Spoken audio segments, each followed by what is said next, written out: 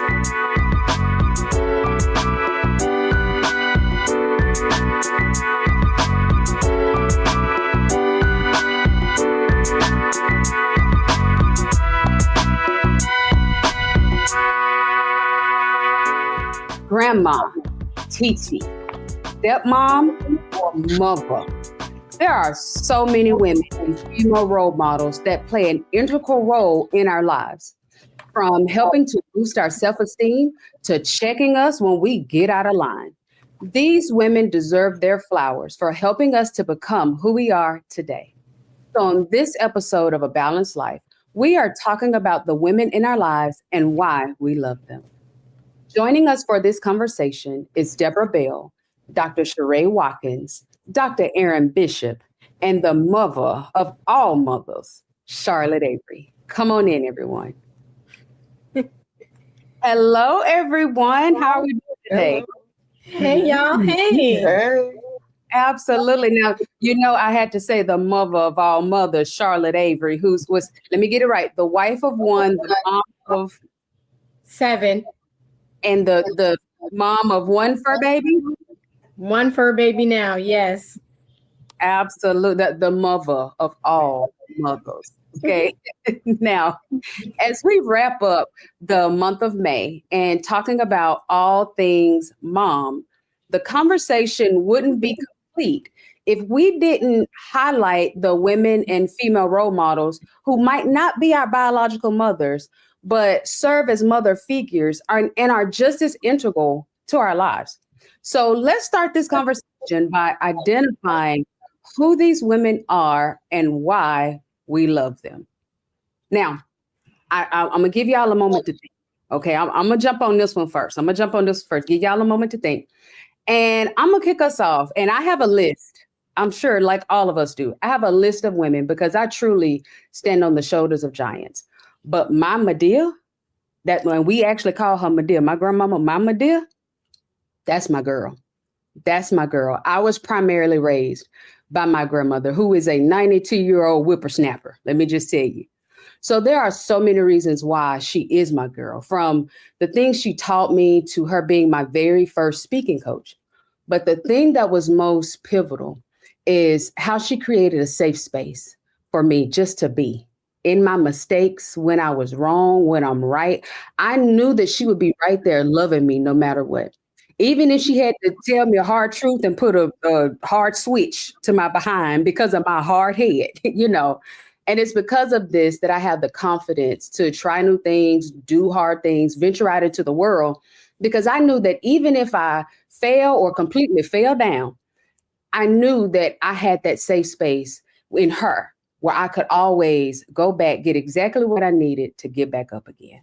So she's one of my list of many of the women that without her, I wouldn't be who I am today. So now tell me, who's on your list? So let me tell you one person on my list. One of the first people that I can ever think of outside of my mom, her name is Betty Richter.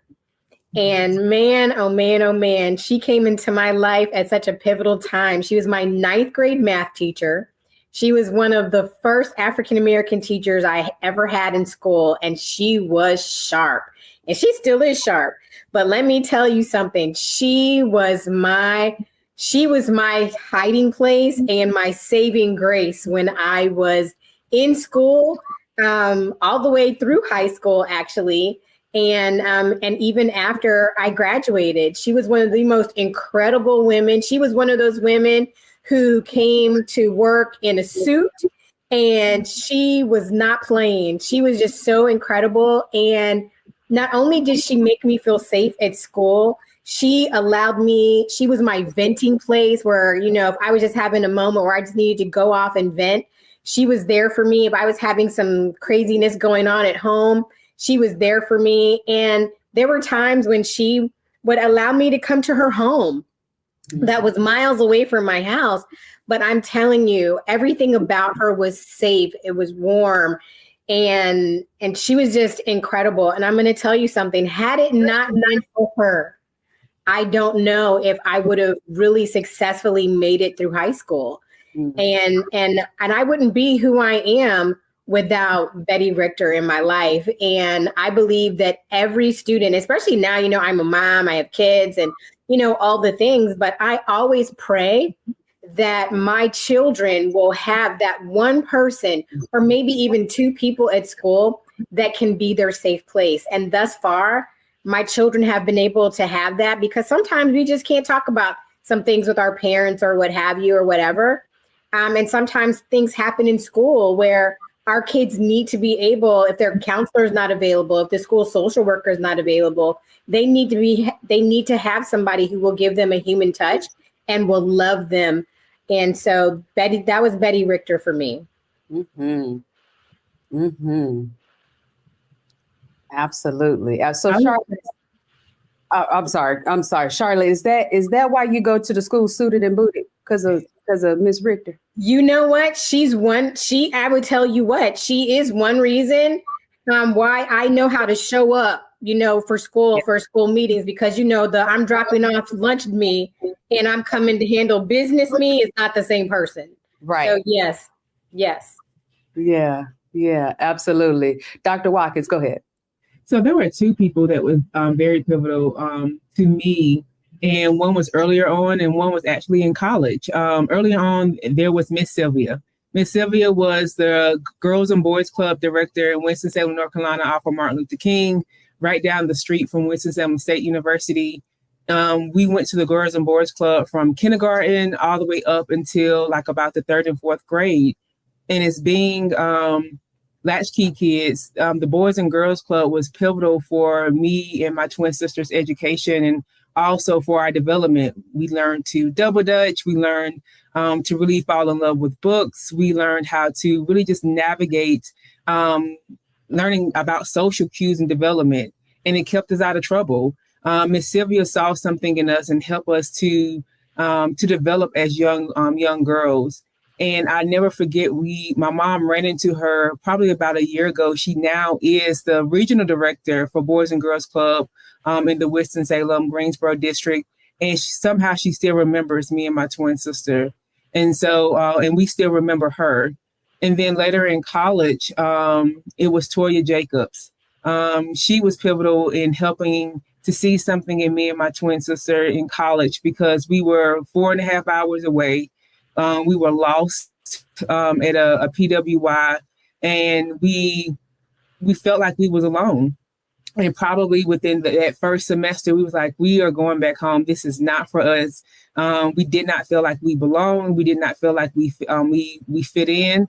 And she gathered us and said that we're going to make sure that you're okay and that you find a home here at East Carolina University. And she made us feel welcome. She made sure that we had connections, made sure that we knew how to get to advising, because as being first gen, we had no clue how to navigate higher education systems. And so it was important that those two women who were college educated help us to see that there was more than just what was beyond what we can see within our own homes. Mm-hmm. Mm-hmm. Absolutely. Absolutely. Dr. T, for me, there are two women also. So one was Miss Herdising Jones. She was our choir director in high school. Miss Herdising Jones had a way of boosting students' self-confidence. And she did that for me in so many ways. Not only that, but she was also one of the first spiritual advisors outside of my home. And she made sure that we were walking the straight and narrow. But her influence in my life led all into my college years, where she continued to follow me. I went to Jackson State University in Jackson, Mississippi. And there she had a protege of hers to keep up with me and other students. But during high school, she would often invite us to her church. And it was not just an invitation. She expected us to show up on a Friday night when we were in high school to services at her church. But those years and her influence helped me to really develop, not just as a young woman, but also in my spiritual life, and helped to direct my close relationship with God, and a full knowledge of how to live out that relationship as I engage with others. And she demonstrated that for us. The second person in my life would be in my first corporate job. I worked for an outplacement firm, and this firm at the time I came was not doing very well. So they sent in a support system for us. Ollie Stevenson. Ollie was an African-American female in a male white dominated environment, but she was strong. She had great influential leadership, and she knew how to develop others. And so her influence in my life led into this latter years. And in fact, I met her in 2000, and we're still friends today. So her influence has been just pivotal, because I remember one of the things that she told me in that environment was this: if you want to succeed, you need to understand the culture of this company. And I'm here to make sure that you succeed. And every week she would meet with me, and we would talk about meetings that we had gone to. We would talk about connections within the organization. And she taught me just invaluable lessons for my entrepreneurial experience, as well as my continued work experience. So those two women had just great influence in my life. Mm-hmm. Absolutely. Dr. T, I know we're about to rush to break in a minute, but I cannot allow this block of time to go without me talking about someone who was very important to me. And that was my third grade teacher. Third grade teacher, her name is Miss Mary Abel. And she was stellar in presentation. She was amazing as a teacher. And everyone knows that third grade is a critical stage or age for a Black male, let alone a Black boy. And everyone around me told me I had behavioral problems. Everybody said I was bad. But you know what she told me? She said, you know, you're beautiful. No one had ever told me that up to that point in life. I think, according to my wife, I'm still beautiful, right? So, but Abel, she told me that, and it was not about my outer appearance, it was my inner appearance. It was what I was able to do and the potential of what I could become. Because I did have behavioral issues. I had to have intervention at the age of 9. I had to receive extra work and needed more time to understand the concepts. But she understood there was something brilliant about my Black boy joy, that I was a beautiful Black kid looking to be something great in life. And so Mary Abel was so special to me that this is the story I want to get to. I found out what Valentine's Day is. And I thought that you're supposed to give, your Valentines, your greatest treasures, not just chocolate, maybe, flour. Give her what you have. Well, I went home and I took all of my mother's jewelry, put it in a box, came to school on Valentine's Day and was like, Miss Abel, I got a Valentine's Day gift for you. She looking at all my mama's rings, her earrings, her necklaces. Everything was in a box, and she was looking at me in dismay like, boy, I know you got this from. So she immediately called my mom. My mom came marching down the street all the way into that classroom. And she was like, boy, you done lost your mind. That is how much I love my third grade teacher, and that trajectory has allowed me to have a beautiful life, because she told me I was a beautiful Black boy. I love that.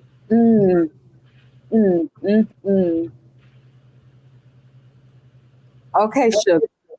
We do have to take a break, and I probably should warn that this episode is probably going to pull at your heartstrings in a way and might be a tearjerker. So grab your tissues, take a deep breath, because there is more to come after this.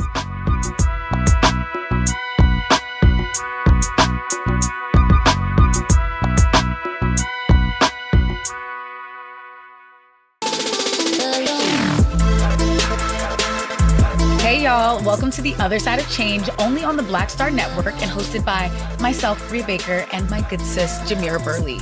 We are just two millennial women tackling everything at the intersection of politics, gender, and pop culture. And we don't just settle for commentary. This is about solution-driven dialogue to get us to the world as it could be and not just as it is. Watch us on the Black Star Network, so tune in to The Other Side of Change.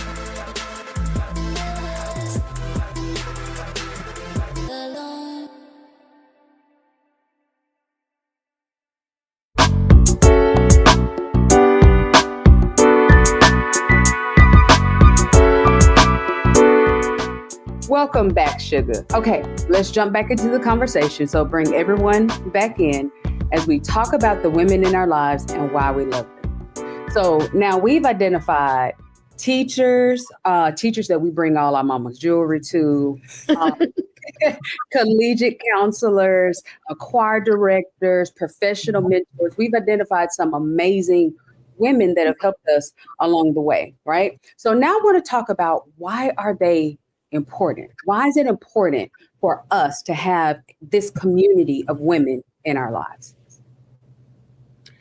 I believe it is really, really important because there is something about, there's a beauty and a strength and a validation and a nurturing, I think, that can only come not just from a woman, but from the right woman.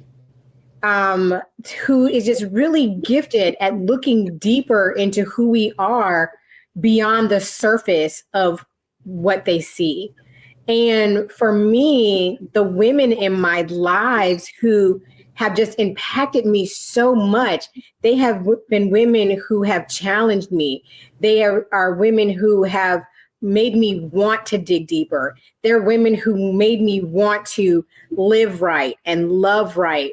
They're women who just inspired me to be successful. And especially as, you know, a Black girl at that time in my life where I was just kind of wondering, was I going to go to college? Was I just going to go to work? You know, just all the things, even when it came down to things like salvation and things like that. I remember Gladys Dickerson, and this was an older woman who had been almost kind of like a godmother to my mom. But she was bedbound, but she was a missionary from her bed. She couldn't get out that bed, but she was bedbound. And I would go and visit her in DC. And I remember going to visit her one time and her asking me, Charlotte, are you saved? And I said, yes, ma'am. She goes, no, are you good and saved? And I was like, well, what's the difference? And so, you know, she broke it down and I said, yes, ma'am. I feel like I'm good and saved. And just the conversations that we would have, the talks, to see her being able to reach the masses and reach people for the Lord, being right there in her apartment building and in her bed. I mean, for me, being a young person, but also being a woman who, you know, is, you know, who works in ministry and who is a minister and all that. I mean, she just impacted me in such a way. And when I think about those women, I just, oh my gosh, I am who I am. I, like you said, I stand on their shoulders. I really, really do. I really do. And I am so thankful. I'm thankful that we're even having this conversation, because sometimes as we're navigating through life, we sometimes, I don't want to say we forget, but because life is lifing, we don't even like kind of pay homage to those people. And so I'm so glad that we're able to do that today. One thing I share from a therapy viewpoint is that mothering isn't just biological, it's really communal. And there's a few theories that we pull from, but one of the profound theories that we pull from is what we call attachment theory. Attachment theory says that the bonds that we form with the people around us doesn't have to just come from our parents. But the bonds that we form that are safe, that are consistent, that are emotionally available, help us to create these secure attachments, even when the early wounds that can sometimes exist can be nurtured, and also can be recovered, and also can be filled emotionally, spiritually, and even physically by others, from mentors, from grandmothers, from neighbors, from church mothers. And that comes from that communal healing. And so, and it's even sometimes filled by those without even being asked. And that's what we're talking about, that communal healing. And so it's very important for us to understand that these women who have stepped into those spaces help fill those emotional and spiritual gaps in those spaces that were missed and sometimes even fractured. And that's resiliency. And so we have to be thankful for that. Because research continues to show that even outside of our families, they help us to get emotional stability and also with developing that self-worth. Absolutely. Absolutely. Now, if I can add to that a little bit, needing that mother figure, it doesn't have an age limit. So as we're saying that mothering, we're not just talking about when we were kids, it doesn't matter how old you get. We all still need a little mothering. I don't care if you're married, 42, 57, or even if you're a mother yourself. We all need that place and that person where we can go to connect and just get a hug or get a hot plate or just that boost of hope that everything will be okay. So exactly what you said, Dr. Watkins, that communal piece that comes along with that. It doesn't stop when we turn 18 or 20. Right. I'm good and 43 and still I need some mothering, Yes. Absolutely. This is such a rich conversation because it's causing me to just think about several different people at different times in my life. As you mentioned, Dr. T, not just as a kid, but throughout life. I remember this little old lady who lived next door when I first got married, and she was a widower. And it seemed like she was just in tune with when things were getting a little low in my household, because she'd give me a call and she'd say, Deborah, come to the back door. I got something for you. And she wouldn't just have a couple of items. She would have a tray, silver tray with silver dishes with food that she had prepared herself. And she presented it as though she was presenting it to a dignitary or something. She would have cloth napkins. It was just amazing. She said, baby, I was just thinking about y'all. And little did she know, or maybe she did know, the groceries was a little low that week. And she just stepped right in. It's like she had some type of intuition. Charlotte, you mentioned something, how we're just drawn to certain women at certain times, and it's as though they have intuition. And it seemed like that with that little old lady who lived next door to us.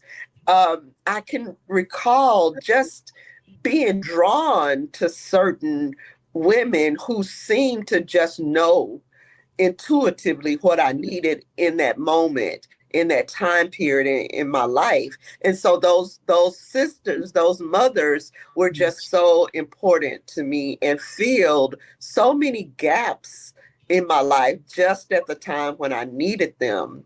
Working in my corporate environment, I mentioned Ollie Stevenson.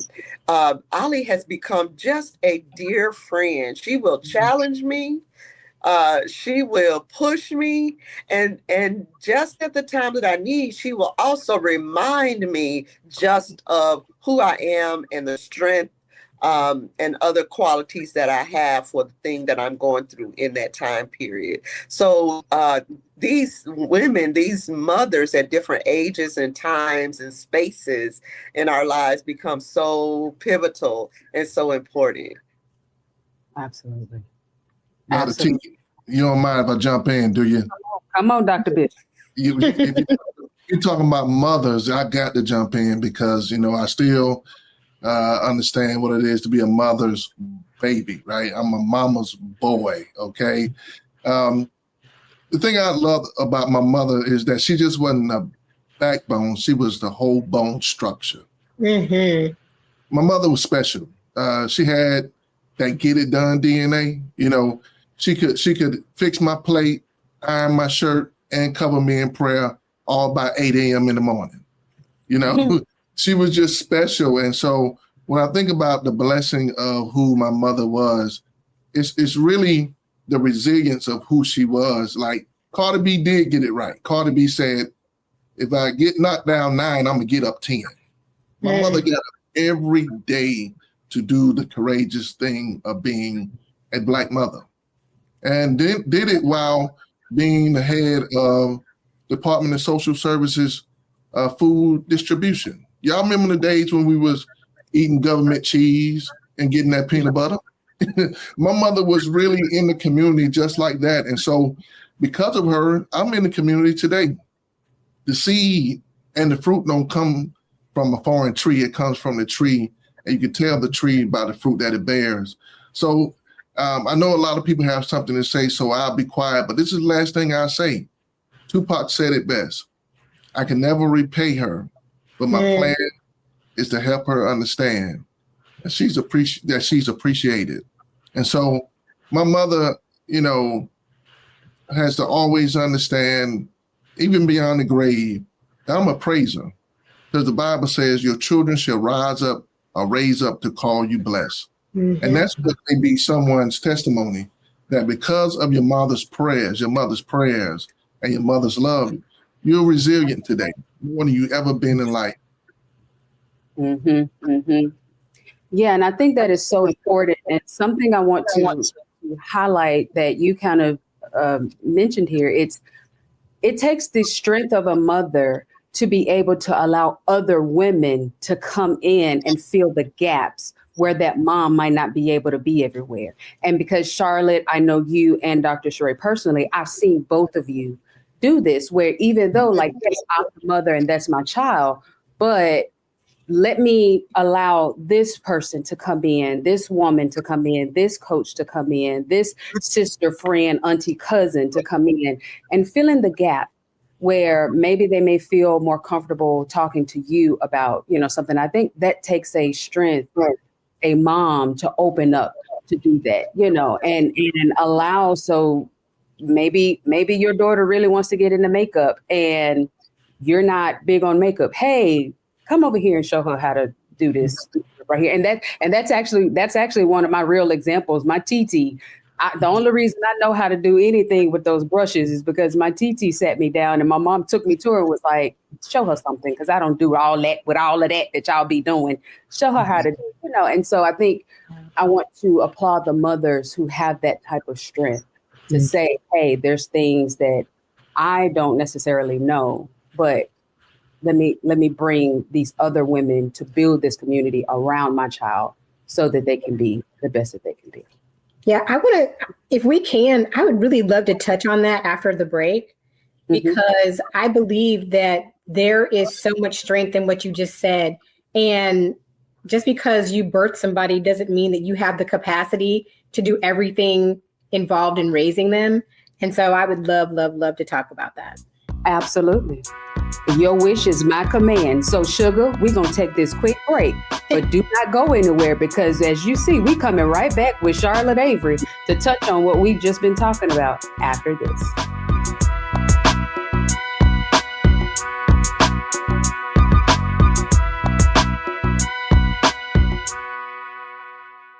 We begin tonight with the people who are really running the country right now. Now, Trump is often wrong and misleading about a lot of things, but especially about history. Donald Trump falling in line with President Elon Musk. In the wake of the unsettling news that MSNBC has canceled Joy Ann Reid's primetime show, The Readout, Roland Martin and the Black Star Network would like to extend an invitation to all of the fans of Joy Ann Reid's MSNBC show to join us every night to watch Roland Martin Unfiltered, streaming on the Black Star Network for news, discussion of the issues that matter to you, and the latest updates on the twice impeached, criminally convicted felon-in-chief Donald Trump and his unprecedented assault on democracy, as well as co-president Elon Musk's takeover of the federal government. The Black Star Network stands with Joy Ann Reid and all folks who understand the power of Black voices in media. We must come together and never forget that information is power. Be sure to watch Roland Martin Unfiltered weeknights, 6 p.m. Eastern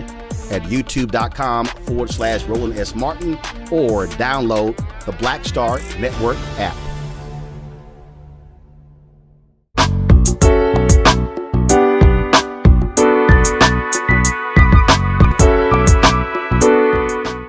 Welcome back, Sugar. Okay, so we just gonna jump right on back into it, bring everybody back in. Charlotte, we just gonna go right to you so you can pick up right where we left off. Come on, Charlotte. Thank you, Dr. T. So one thing that you were talking about is moms having the strength and the ability to allow other women or other people in the lives of their children when it comes to raising them. You know, I always say, you know, the common phrase is it takes a village to raise a child. And I say it takes the right village, because everybody's not supposed to be a part of your village, because not everybody in your village is a safe place. Mm-hmm. For me, I have been really blessed. One, I'm a very prayerful person. I'm very security conscious, really because of my husband, but really security conscious when it comes to mostly all things, but especially when it comes to our 7 children. And, you know, I think it's beautiful when a mom can look at the dynamics of who she is, but also be able to look at the dynamics of who their children are and be able to say, you know what, this child is going on a different path. And like you were talking about, like whether it's makeup or anything, you know, I have kids who, you know, are very STEM related when it comes to science and technology and all of that. I have children who are athletes. I have children who do so many different things, and some things I don't. I have to look at to be able for them to evolve into who God has created them to be. There are times when I've had to be able to look back and say, you know what, I've done what I could do. And now I have to be able to find a different resource for them to be able to grow and develop. For me, it's been coaches, it's been therapists, it's been athletic coaches, it's been tutors, it's been other people, it's been their godparents, people who God has placed in my life and in their lives, because sometimes we don't actually use godparents in the way that we should. But I'm thankful even for the women who are the godparents of my children, who my kids can sometimes call up and be like, listen, I need to talk about X, Y, and Z, because sometimes, and unfortunately, sometimes I have created environments where my children don't feel safe to talk to me. So to know that there are other people who can be their safe place, especially until I got all of my craziness together, you know, I'm so thankful for that. And there's beauty in that, in being able to say, you know what, and I just want to say for any mom out there, it does not mean that you're inadequate. It means that you are aware and that you have the ability to step back and say, you know what, this is my bandwidth, this is my capacity. Let me know when to refer outside of me so that I can help my children grow and evolve. And I just think it's beautiful when moms don't feel insecure and they don't feel like somebody's stepping on their toes, but when somebody else can step in and be able to do that. Absolutely. Absolutely. Anybody want to weigh in on that before I switch gears on us? Okay, we finna switch gears just a little bit. So there are women who long to be mothers, but God has not blessed them with biological children yet. Or maybe having a child is no longer possible, which is an emotionally devastating and difficult space to navigate. What advice would you offer women who may find themselves grappling with this season of life and with those emotions? So I'm just going to say this because y'all know I have 7 children, but I wasn't always, you know, a biological mother, but I've had opportunities before I was a mom. I had opportunities to mother other people's children, whether it was at community centers that I was running, whether it was, you know, helping people who have children outside of me. And I think there's something beautiful when, there are two types of moms. There are moms who have birthed children from their womb. And to me, there are moms who have birthed children from the womb of their heart. And I just honor women who, and I appreciate women who they may not have had children physically, but they have chosen to adopt children, or they have chosen to, become, like you would say, Dr. Tierney, a TT to somebody who they didn't birth. And I think it's beautiful when even, I know that it can be hard, because I also, even though I have children, I also know what it's like to lose a child, right? But I think there's something beautiful when a woman can say, you know what, my season of life, this is not what I was able to do in this way physically, but I'm able to mother and mentor and help another child grow and evolve.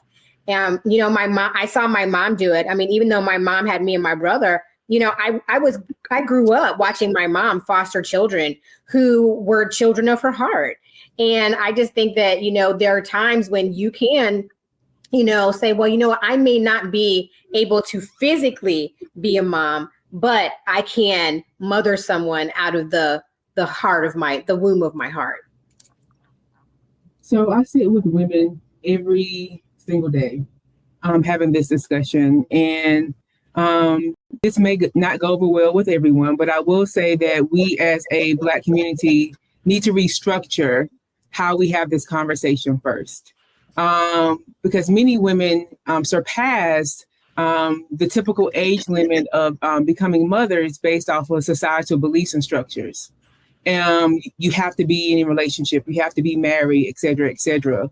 And that does come from societal standards that says it's based off Christian values.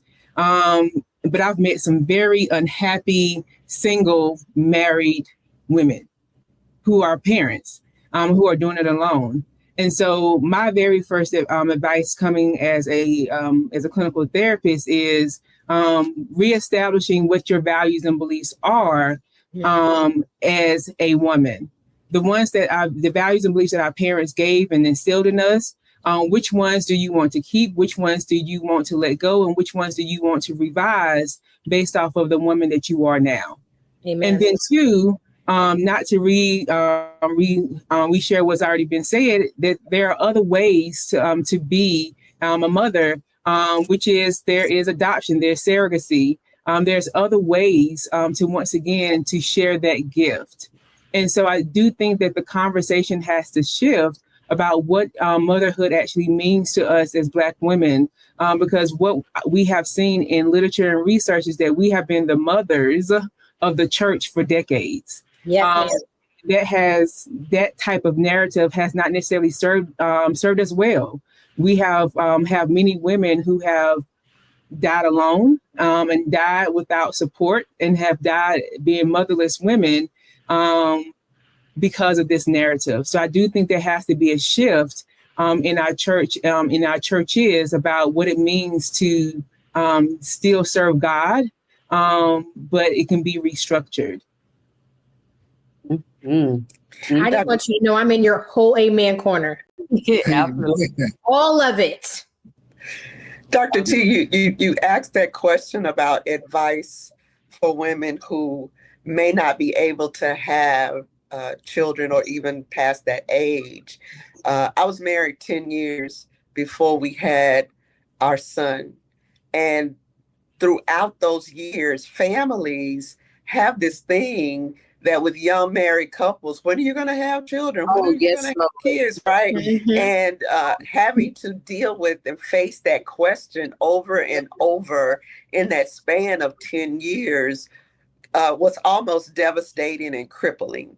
Mm-hmm. We would go to the doctor thinking, oh, this is it. This is the time, I'm pregnant. And the answer would be no, not yet. And I remember the last time that we went through that, I broke down in the office and the doctor, I felt like unconsolable because 5, 6, 7 years in and still no baby.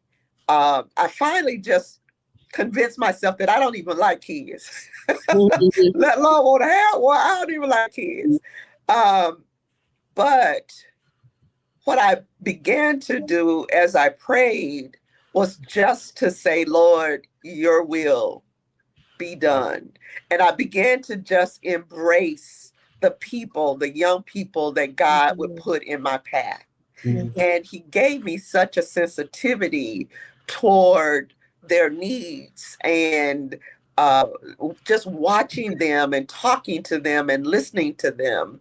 And finally, I was able to have my own child. But that time span in between, that 10-year gap, facing the questions from family members and church members, and just in my own mind trying to deal with what seemed to be an incapability, or even something that felt like a sentence, a negative sentence of some kind against my life because I couldn't have children. Well, as I prayed, as I said, and just prayed, Lord, your will be done, he gave me something else to focus on that filled that space for me in a very influential way in my life at that time. So I would say to any woman who is at that place, pay attention to the people, the young people, even that God puts around you, because they very well may need what you have to give, even when you feel dejected or feel in some kind of way inadequate. Know that you're not at all, but God is giving you something that you can give. And so search and focus in on that, because you are needed in the world in that aspect of mothering to somebody who's in your periphery. Dr. T, can I add real quick before we go to commercial break? Come on. You know, purpose isn't exclusively tied to parenting, right? But it is inclusive of partnership. And so when you look at even the church, like not the building, but the body, right? You know, we've been waiting all these years for Jesus to come back, but he's supposed to come back for a bride of Christ, a church without a spot or a wrinkle. The church hasn't been married, but it got children everywhere. You just think about that.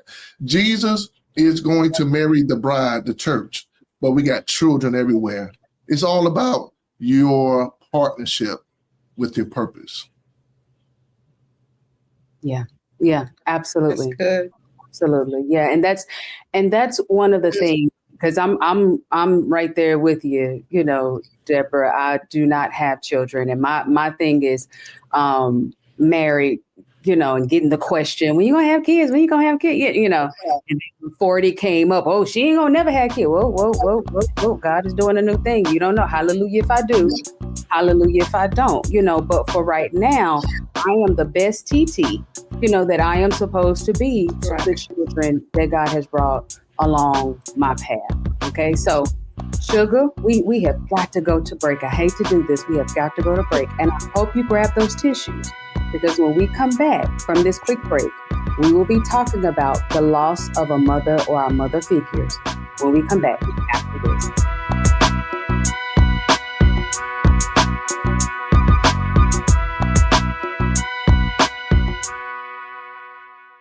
What's up, y'all? Look, Fanbase is more than a platform. It's a movement to empower creators, offering a unique opportunity for everyday people to invest in Black-owned tech, infrastructure, and help shape the future of social media. Investing in technology is essential for creating long-term wealth and influence in the digital age.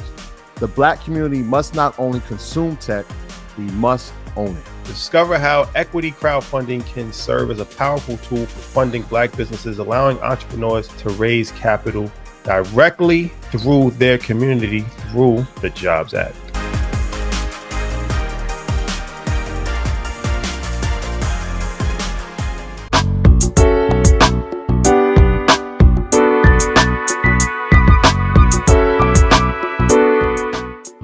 Welcome back, everybody. Come on back in, everybody. Now, for some of our viewers, they have lost their mothers or the mother figures in their life. And for others, like, let me just tell them myself, for others like me, we are on borrowed time with our mothers, grandmothers, great aunts, our mother figures, and we are bracing ourselves for that day God will call them home. What advice would you give for viewers who are grappling with the grief of losing a mother, or even just trying to prepare for the impending loss of a mother or a mother figure? I would say, to get us started, is that it is important to really understand what grief means. Grief means loss, and to understand what the loss of that person in your life has impacted in the various areas. How has that person contributed to your life? What does it mean to be able to talk to them, to have their words, their presence daily? And based off of those various different aspects, how do you want to honor their life? And I flip it the opposite way, because when you are trying to reconcile death and dying, we as a Black community, we typically have built these constructs of culture of, we have our wake, we have our funeral, and we grieve for X amount of time, and then it's done. We're expected to move on. And that timeline that we typically give ourselves and our loved ones with these very hurtful and harmful colloquialisms, such as they're in a better place and they're gone on to be with the Lord, and they're not suffering anymore, causes more harm than it does with healing. And so we have to be mindful that we want to honor those loved ones. And so the very first thing that I would say is that, how do you want to honor their life? And create your own grieving process. And number two, we have to be mindful of those typical colloquialisms that we say in the Black community. I know you're trying to figure out what to say to the person standing in front of you, but it's better to say, and I give you two quick ones to say, how can I support you in your grieving process? And number two, what can I do for you today? Not asking, how are you? That's not going to help. But those two are two better options than all the other ones that I just mentioned. And then number three, do I need any type of support as I'm grieving? Mm-hmm. Those three things are three of the best recommendations that I can give you therapeutically to help you in navigating the grief. Because to say that you're not going to grieve is a flawed type of reasoning. And then number four, look at what the grief cycle actually looks like. Mm-hmm. It is not some type of straight line. It is actually ugly. It is difficult. It is messy. You will take steps forward and take 3 steps back. You will be angry. You will be confused. You will have questions. And so that's why, when going back to number 3, do you need additional support from a therapist to a grief counselor to a grief group to help you to navigate the process? Absolutely. Dr. Tierney, you said, being on borrowed time. And I'm trying not to get really weepy because, sometimes we don't even want to think about that process when we are on when we feel like we're on borrowed time. I really don't want to feel like I'm on borrowed time, but I mean, my reality is that my mom is 77 years old, and my mom, she's spry and she's just in it to win it with me and my kids and everything. Everybody keeps everybody young, But when I think about everything that she means to me, and I think about where she is in her life now, and I think about, how I see her slowing down, even though I don't always talk to her about her slowing down, but I see it in front of me, and so it makes me realize, that I'm on borrowed time, right? But one of the things that I did with my mom, and I wanted to do it with her when she turned 75, and she ended up being in the hospital. And so while she was in the hospital, I did this, but I did an interview with my mom. And because I couldn't do it with her when she was out of the hospital, and all we had was time while she was in the hospital, I had my phone, and in my notes, I wrote down a gazillion questions that I wanted to ask my mom, because I really didn't want there to be things that like wisdom that I wanted her to impart, or things that I just didn't know about her, you know, to make her be the woman that she is, the mom that she is, you know, because my mom, you know, when Dr. Bishop was talking about his mom, I'm like, dang, his mom and my mom sound like the same person. Because my mom, boy, being married for 10 years, divorced, you know, paying her house off, raising her children, fostering other children, doing all the things. But one time I just said, you know what, I want to ask my mom some questions. So one thing, because sometimes we don't treat my kids don't treat me like I'm human sometimes, right? But I asked my mom some really hard questions. I asked my mom, what were some things that have broken her heart? I asked her things like, what are things that have made you proud of me specifically? I asked her, you know, just about hard times, like, you know, if there were things as a woman that she could go back and do all over again, different choices that she could have made or would have made or want to make, you know, what would those things be? And I really just dug deep with her so that, you know what, when the time comes, you know, for the Lord to take her home, that I feel like, one, that I'm maximizing my moments with her now, but that I'm really taking the time to really do some hard work with her and ask the questions that I'm just like, I just want to know, like, you know, when you and my dad like got divorced, like, what was that about? You know what I mean? Like, just all the things, just, you know, and how she was able to just muscle through, you know, being divorced, raising children, never remarrying, and all that, and what that was like for her. And it was just a beautiful moment. And so I think that when you feel like you are on borrowed time, do your best to maximize your moments now, and also ask the questions that you really want to know the hard answers to. And some of those questions are not hard. Some of them are just really beautiful. Mm-hmm. So just maximize the moments that you have right now, knowing that because we are not promised tomorrow, right? So try not to leave things undone as much as possible, but really maximize your moments with the people that you feel like you are on borrowed time with. Dr. T, I've been doing that from a different perspective with my son. So we've started having conversations around, you know what, your mama not going to be here forever. Mm-hmm. So let's talk about that. Mm-hmm. And so from every now and then, I'll bring that conversation back. And what I've noticed in him is that even when I make suggestions or we're just talking, he's tuned in on a whole different level. And as Charlotte was talking, I'm thinking I'm going to start writing letters to him. It's like on the envelope, one will say, when you're frustrated, open this. You know, when you need a good laugh, open this. Oh, that's good. You know, because for him, I'm not quite 65, but I'm on my way. And I'm at a place of, this is the time you start having health challenges and all of that. And his other siblings are much older. They're married. They've been on their own for a while. So he's like an only child. And even though he's 35, he is a mama's boy. And so I think there's value in spending time to pour into him some of the things that I think maybe I missed, or some of the lessons I think he needs to learn, or just having conversation around things that we had never talked about before. Because, man, it's a hard thing to lose your mother. Yes. You're right. And so having lost mine when I was 6 years old, I never really got to know her. I've known her through other people. I've known her through how people say I'm like her.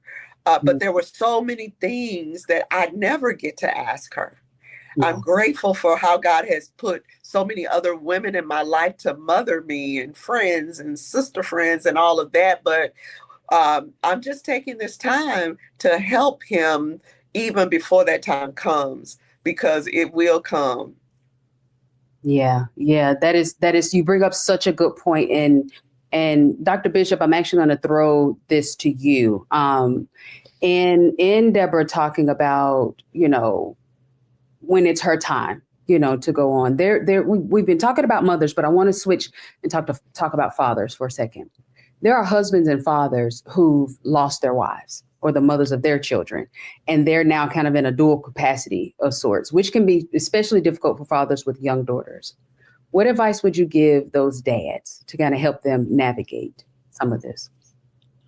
Well, I think it's parallel to what you're asking and what was asked before, to understand love language. Like we do it with your wives or your spouses, your husbands.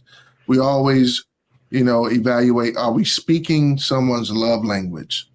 And when you understand that you tear down that language barrier to speak directly to the matter of their heart, then you will start to create memories, right? And one of the things I learned about life is that always choose memory over money, right? Memories over money is so important because you could be so transactional by just giving people this gift that really doesn't add value to the things that they care about or the things they love. But when you speak their love language, you can add value, which is a memory. Memory is so critical. It's so important to this thing called life. And with that, you can cherish it, right? I'm reminding myself of the loss of my mother. And we talked about we're all on borrowed time or living moment by moment. And both my mother and my father, they left me abruptly. So my mother literally stopped by my house. She stays around the corner because I had to move her closer to help with her needs. And she pulls up with my sister. And for those who have pursued their PhD, when you are in those final stages, getting ready to defend and you did chapter 5 and all that, you can't be disrupted. You are so locked in that everything else is just secondary. Well, my mom is laying on the horn in my front yard like, I got to see my baby. I got to see my baby. I'm like, Ma, I got to submit this by this deadline. But you know what? The Spirit of the Lord or the unctioning in my spirit said, no, you better make sure you go out there and speak to your mom. We went out there and we danced. While she sat in the car, she played the song, and then she went home and literally told my brother, who is also in need of some assistance, these last words. She said, is that Aretha Franklin? I want to watch that movie. And that was it. My brother thought she literally fell off into a sleep or a nap, but no, it wasn't that. So when you look at the loss of a mother, even the loss of my father, I was told by the Spirit of God again, hey, go stop by and witness your dad teaching Bible study. I was like, man, I'm going to go home and take a nap. And so those things where you can create memories, always take the advantage of making sure that you make a memory out of every moment, whether it's just a laugh, whether it's just, hey, Mom, give me a hug. Dad, show me how to do that handshake you used to do. Those things are part of things that you call memory. And that's what I would tell everybody. Create memory instead of just chasing money. Yeah. Yeah. No, that's so good. That is so good. And when we're talking about if you're the person that is you're on borrowed time, with your mother figure, if you've lost your mother figure, or maybe you are a husband or a father that has lost the mother of their children or their wife, it's important that we lean into that community of mothering that we talked about earlier, leaning into getting mothered a little bit or inviting women in to help you mother these children, that God has blessed you with, but now their mother, is gone. This is another reason why that community is so important. And to remember that we all need mothering, regardless of our age, regardless of, the season of life that we're in. Mothers and those mother figures are pivotal for our entire time that we're here on earth. So Sugar, we have laughed, we have teared up, and I've been crying over here off camera, and we have been reminded that we are deeply loved and we love deeply in return. Now we have to take a quick break, but don't go anywhere. I'll be back after this.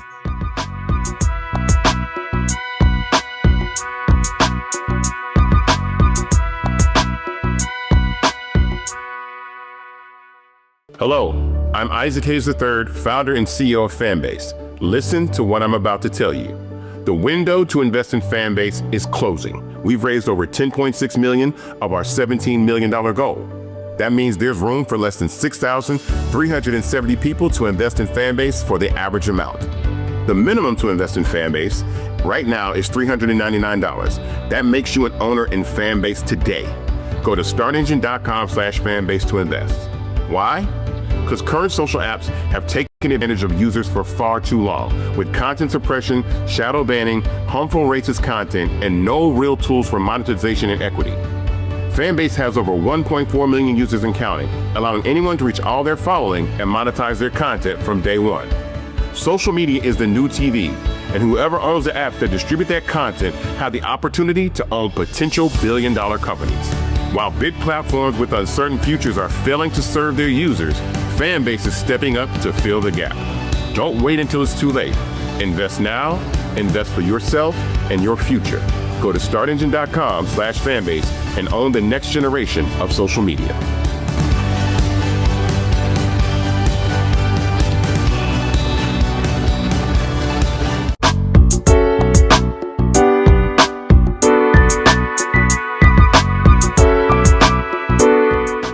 Sugar, a mother's love is something that we may never be able to fully put into words. But what we learned today is that a mother's love can come from an aunt, a sister, a teacher, a mentor, or any host of women and female role models who are not our biological mothers. Whether you are a woman mothering someone else, or if you are being mothered yourself, our experts today remind us that we all need a mother's love, no matter how old we are. Thanks for watching us today, Sugar. See you next time.